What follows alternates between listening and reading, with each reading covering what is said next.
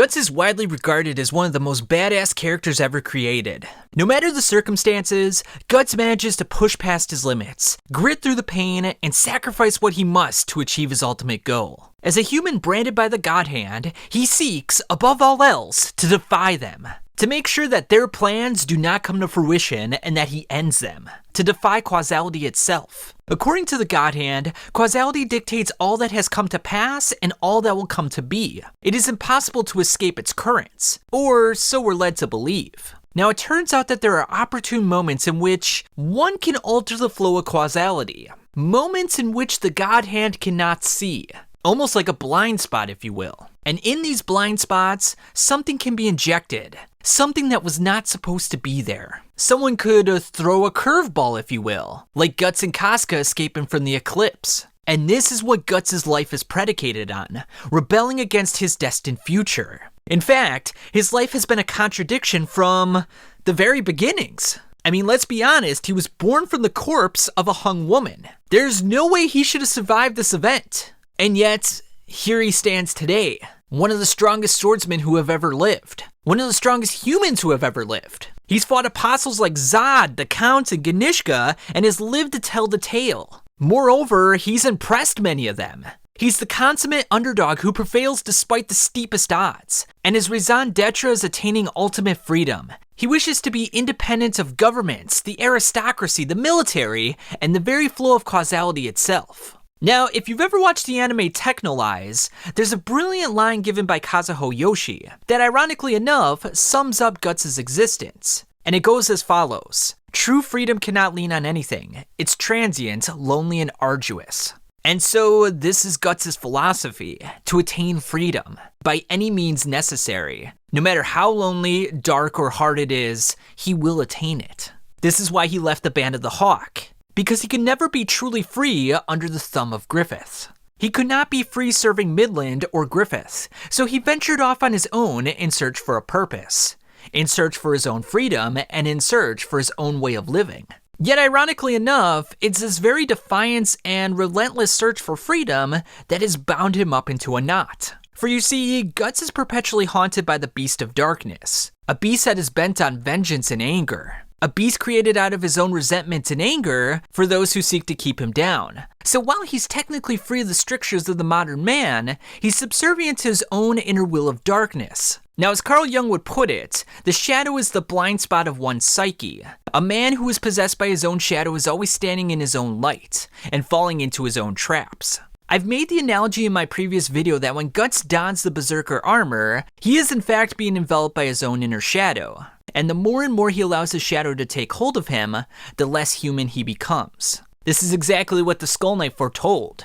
Touch, warmth, light, it's all gonna dissipate if he wears that armor, if he gives in to his anger, if he gives in to the power. Now, Sigmund Freud, who served as a teacher and colleague to Carl Jung, conceptualized human instincts under a framework that he would refer to as the id. Now, this is more or less the same thing as the shadow, with a couple of nuances that I won't get into in this video. And he once wrote that we approach the id with analogies. We call it chaos, a cauldron full of seething expectations. It is filled with energy reaching it from the instincts, but it has no organization, produces no collective will, but only a striving to bring about the satisfaction of the instinctual needs, subject to the observance of the pleasure principle. Now, Guts, in a desperate attempt to eliminate Griffith and free himself from his constricted life of being haunted relentlessly, has slowly but surely permitted his shadow to grow larger and larger. And each day that goes by, the shadow becomes more and more prominent, and the chains become less and less resilient. And we saw this in the most recent chapter. The chains of the Beast of Darkness have now shattered. What once bound the shadow, the Beast of Darkness, has now become ineffective. Now, if you're a frequent viewer of my channel, you know that I got a theory about this. And if you don't want to be spoiled, I would recommend watching this video first. But essentially it goes as follows. Skull Knight, who we know knew wore the Berserker armor, must have also had a inner Beast of Darkness. And what I speculated is that his inner Beast of Darkness was Zod. Unfortunately for the Skull Knight, or should we say King Geyserich, a certain event occurred where his love was lost. And because of this, his anger rose to levels that were untenable, causing Flora to separate his ego, i.e. the Skull Knight, from the inner beast of darkness, i.e. Nosferatu Zod. I believe that Guts could share in a similar fate, and that's why he seems so psychologically broken right now. Because if his beast of darkness, if his inner id, if his shadow has become free, he has lost a part of his psyche. An integral part of his psyche is now gone.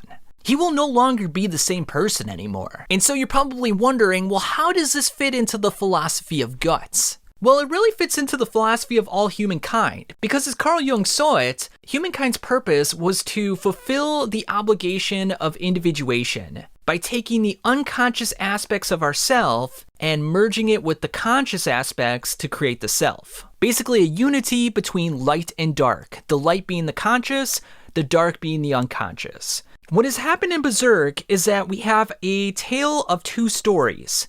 We have one story in which Skull Knight, i.e. King Geyserik, created a fissure between his conscious self, the Skull Knight part, and the unconscious self, the Nosferatu Zod part. This is the path that Guts is currently following, and if he's not careful, he's going to end up in the same manner, or potentially worse. The other half of the story is the one of Griffith. Now, his psyche was not cut asunder like King Geyserik. Rather, he's still himself, but he's no longer human. He created a split personality in which he's both Griffith and Femto. He didn't merge the dark and the light. He just separated them within the same host. Now, the one thing that could save Griffith is that he does have the soul of the Moonlight Boy within his body.